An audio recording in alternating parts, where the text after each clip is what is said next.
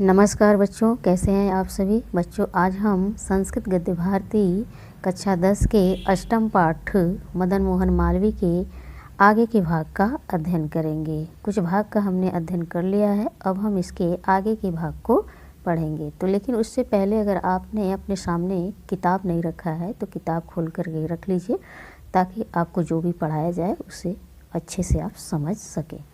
तो चलिए शुरू करते हैं अगले भाग को। हिंदुस्तान पत्रस्य सम्पादनं कुर्वता मालवीय महोदयेन तदानीम् आङ्ग्लशासकैः आक्रान्ते देशे च आङ्ग्लभाषायाः क्रान्तायां शिक्षायां राष्ट्रीयभावस्य हिन्दीभाषायाश्च दृढतया प्रचारः कृतः। हिन्दुस्तानपत्रम् अतिरिच्येत् येषाम् अनेकपत्राणाम् अपि सम्पादनं तेन कृतम्। परं सर्वत्र राष्ट्रसेवा हिंदी भाषा सेवा च तस्य मुख्य लक्ष्ये आस्ताम्। न्यायालयेषु हिंदी भाषायाः प्रयोगनिर्णये मालवीय महोदयस्य विशिष्ट अवदानं विद्यते। अब हम इसका हिंदी अनुवाद देखेंगे। तो देखिए, हिंदुस्तान पत्रस्य संपादनं कुर्वता, हिंदुस्तान पत्र का संपादन करते हुए मालवीय महोदय ने तदानीम उस समय आंग्ल शासक आक्रांत देश को आंग्ल शासक आक्रांत अंग्रेजी शासकों के द्वारा दबाए जाने पर, देश को अंग्रेजी शासकों के द्वारा दबाए जाने पर च और आंग्ल भाषायाम आक्रांतायाम शिक्षायाम और शिक्षायाम शिक्षा को आंग्ल भाषायाम आक्रांतायाम अंग्रेजी भाषा के द्वारा दबाए जाने पर राष्ट्रीय भावस्य राष्ट्रीय भावना हिंदी भाषायाश्च और हिंदी भाषा का राष्ट्रीय भावना और हिंदी भाषा का दृढ़ता के साथ प्रचार किया। हिंदुस्तान पत्रम अतिरिच्येत् येषाम् अनेक पत्राणाम अपि, हिंदुस्तान पत्रम अतिरिच्येत् हिंदुस्तान पत्र के अतिरिक्त येषाम् अनेक पत्राणाम अपि दूसरे अनेक पत्रों का भी तेन उन्होंने संपादन किया। परंतु सर्वत्र सभी जगह राष्ट्र सेवा हिंदी भाषा सेवा च, परंतु सर्वत्र सभी जगह राष्ट्र सेवा राष्ट्र की सेवा हिंदी भाषा सेवा च और हिंदी भाषा की सेवा तस्य उनका मुख्य लक्ष्य था। न्यायालयों में हिंदी भाषा का प्रयोग निर्णय, न्यायालयेषु हिंदी भाषाया न्यायालयों में हिंदी भाषा के प्रयोग के निर्णय में मालवीय महोदय का विशिष्ट अवदानम विद्यते, विशेष योगदान है। पत्राणां संपादन अवसरे प्रकटिता अस्य विचारासु स्पष्टा गंभीरा युक्तियुक्ताश्च अभवन्, अतः विरोधिनो अपि तं प्रशंसन्ति स्मः। आङ्ग्लशासनस्य आलोचनं कुर्वन् मालवीय महोदयो न भयम् अनुभूतवान्, न अपि संकोचं कृतवान्, न दैन्यं न पलायनम् इति तस्य जीवनसूत्रम् आसीत्। पत्र संपादन कर्मणि तस्य मनो न रमत्। गुरुजनानां परामर्श अनुसृत्य असौ LLB कक्षायां पठितुम् आरब्धवान्। ससम्मानं च तां परीक्षाम् उतरत्। LLB पदव्या विभूषित सन् प्रयागस्थो उच्चन्यायालये अधिवक्तिकर्म कर्तुं प्रारभत। स्वल्प एव अहोभिः न्यायालये न्यायक्षेत्रे च परां ख्यातिम् अवाप। मृषावदान असौ न स्वीकरोमि करोति स्म। अतः सत्यं प्रति तस्य दृढो विश्वासः अधिवक्ति कर्मनिरतानां कृते अद्यापि आदर्शभूत संतिष्ठते। अब इसका हम हिंदी अनुवाद देखेंगे।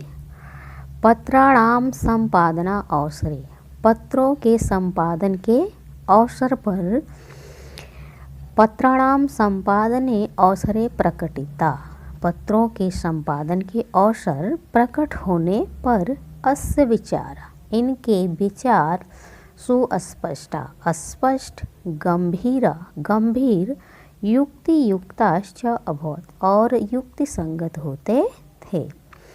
अतः इसलिए विरोधिनो अपि, विरोधी होने पर भी तम प्रशंसन्ति स्म, अतः विरोधी होने पर भी उनकी प्रशंसा करते थे। आंग्ल शासनस्य आलोचनं कुर्वन्, अंग्रेजी शासकों की आलोचना करते हुए मालवी महोदय न भयम अनुभूतवान, भय का अनुभव नहीं करते थे, ना अपि, और न ही संकोचम कृतवान, और न ही संकोच करते थे। न दैन्यम न पलायनमिति, न दीनता, न दैन्यम न दीनता, न पलायनमिति न पलायन इति तस्य जीवन सूत्रम आसीत्, यह उनके जीवन का सूत्र था। पत्र संपादन कर्मणि, पत्र संपादन के कार्य में तस्य मनो न रमत, उनका मन नहीं लगता था। गुरुजनानां परामर्श अनुसृत्य असौ, गुरुजनानां परामर्श अनुसृत्य असौ, गुरुजनों के परामर्श का अनुसरण कर असौ वह LLB कक्षायाम, LLB की कक्षा में पठितुम आरब्धवान, पढ़ना आरंभ किया। ससम्मानं च ताम परीक्षाम उत्तरत, च और ससम्मानम सम्मान के साथ, ताम उस परीक्षाम उत्तरत, उस परीक्षा को उत्तीर्ण किया।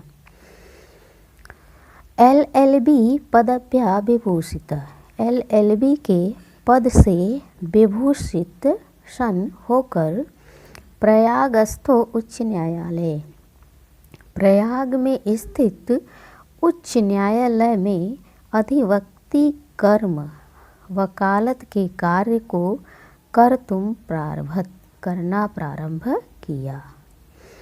स्वल्पे एव आहोभि, थोड़े ही दिनों में, स्वल्पे आहोभि, थोड़े ही दिनों में, न्यायालय न्याय क्षेत्रे च, न्यायालय और न्याय के क्षेत्र में, पराम ख्यातिम अवाप, अत्यधिक ख्याति को प्राप्त कर लिया। मृषावदान असौ, मृषावदान झूठे मुकदमे, मृषावदान झूठे मुकदमे को असौ वह न स्वीकरोमि स्म, स्वीकार नहीं करते थे। अतः सत्यम प्रति, अतः सत्य के प्रति तस्य दृढ़ो विश्वास, उनका दृढ़ विश्वास, अधिवक्ति कर्म निरता नाम, वकालत के कार्य में लगे हुए लोगों के लिए, अधिवक्ति कर्म निरता नाम कृते, वकालत के कर्म में लगे हुए लोगों के लिए अद्यापि आज भी आदर्शभूत संतिष्ठे, आदर्श के रूप में स्थित है। तो अब हम आगे के पैरा को देखेंगे। तो चलिए आइए देखते हैं। मदन मोहन मालवीयो अध्यापको अभवत्, पत्रकार कर्म च अनुष्ठितवान्, परम सह संतुष्टिं शांतिं च न अलभत। देशस्य पारतंत्रेण तस्य मनः भृशम् अदूषयत्।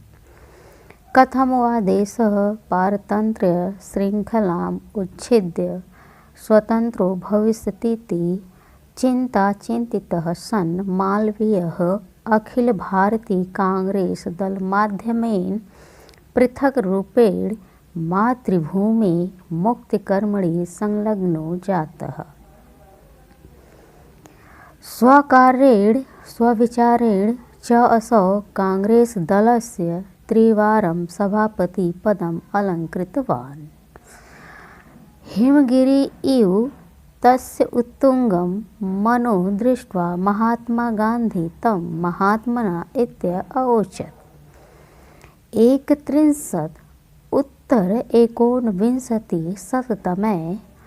वर्षे आङ्ग्लशासकैः सह सन्धिवार्तां कर्तुं महात्मना गान्धिना सह अयम् अपि इंग्लैण्डदेशं जगाम।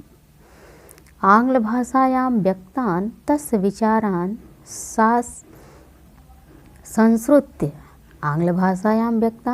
विचारान् संसृत्य इंग्लैण्डवासिनः अपि मुग्धा अभवन्। अब हम इस संस्कृत गद्यांश का हिंदी अनुवाद देखेंगे। मदन मोहन मालवीय अध्यापको अभवत्। मदन मोहन मालवीय अध्यापक हुए। पत्रकार कर्म च अनुष्ठितवान और पत्रकारिता के कार्य को भी किया। परंतु सह वह संतुष्टिम शांतिम च न अलभत। परंतु सह उन्हें संतुष्टिम शांतिम च संतुष्टि और शांति न अलभत प्राप्त नहीं हुई। देशस्य पारतंत्रेण देश की गुलामी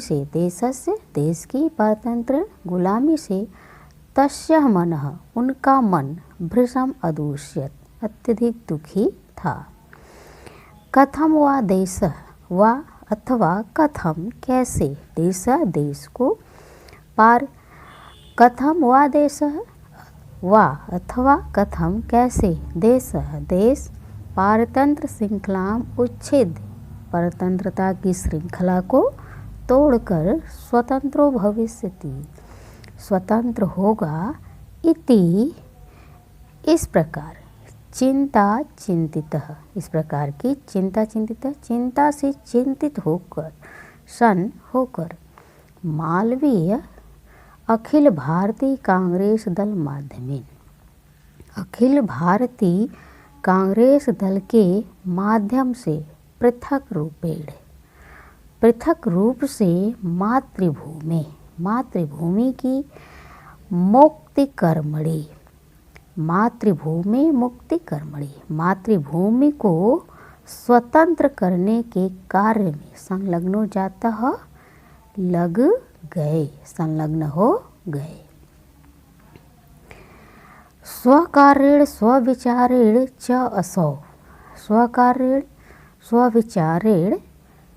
च असौ कांग्रेस दलस्य त्रिवारं सभापति पदम अलंकृतवान।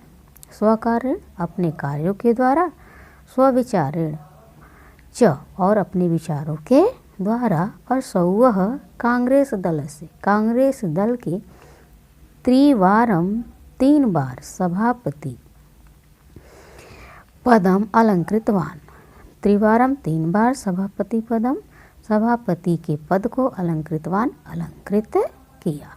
हिमगिरिम इव हिमालय पर्वत के समान। हिमगिरिम इव हिमालय पर्वत के समान। तस्य उत्तुंगम उनके ऊंचे मनोदृष्ट्वा मन को देखकर। हिमालय पर्वत के समान उनके ऊंचे मन को देखकर महात्मा गांधी तम उन्हें महामना इत्यवोचत महामना कहते थे। महामना इत्यवोचत कहा। हिमगिरिम इव हिमालय पर्वत के समान। तस्य उत्तुंगम उनके ऊंचे मनोदृष्ट्वा मन को देखकर महात्मा गांधी ने तम उन्हें महामना इत्यवोचत महामना कहा। 1919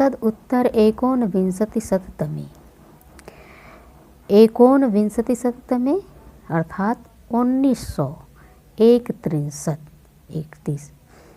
1931 वर्षे ईस्वी में आंग्ल शासक सह अंग्रेजी शासकों के साथ संधि वार्ता करतु। संधि वार्ता को करने के लिए महात्मा गांधीना सह महात्मा गांधी के साथ अयम अपि यह भी इंग्लैंड देशम जगाम इंग्लैंड देश गए। आंग्ल भाषायां व्यक्तान अंग्रेजी भाषा में व्यक्त तस्य विचारान उनके विचारों को संस्कृत सुनकर इंग्लैंड वासिना अपि इंग्लैंड के निवासी भी मुग्धा अभवन प्रभावित हो गए। अब हम बचे हुए भाग को अगले दिन पढ़ेंगे क्योंकि आज वीडियो बहुत लंबा हो जाएगा। तो चलिए मिलते हैं अगले वीडियो में, तब तक के लिए नमस्कार।